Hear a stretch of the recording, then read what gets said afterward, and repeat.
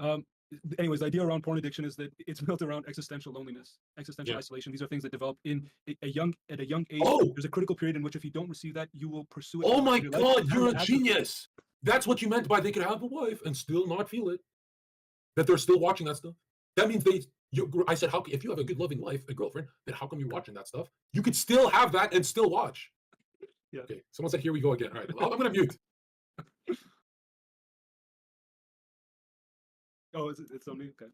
It's impossible to gather your thoughts. But that's the argument that we'd make for porn addiction. So to answer the question that somebody asked, I think last Friday, what we have to do is, I think this is where therapy becomes very important. You have to go in and almost reprocess the experiences that you had as a child. But I don't think anybody would disagree with me that there's a critical period for language. That if you don't learn a language between the ages of, let's say, 2 and 6, maybe, you may never be able to learn a language, in adulthood. And I don't mean like a language like to the like the syntax and things like that, but the ability to form coherent sort of like sentences and things like that. There's a lot of studies that have been done that have shown that it's very difficult to do that if you're not exposed to that sort of environment at that early age. So the argument would be the same for loneliness, right? That if you don't experience a sense of connection with somebody in your life at a young age, it becomes very difficult in adulthood, even if you're surrounded by good friends and you have a girlfriend and all that stuff. So that's the argument that I would make for porn addiction, right? In porn we seek some sense of connection, right? Because porn has that, and masturbation have the ability to mimic some of these experiences. Yeah. And for the metaphysical answer, I would say, bro, when I start thinking there's a monkey on my back, a demon, and that's why I'm lustful, it helps, bro. When I think of invisible forces penetrating my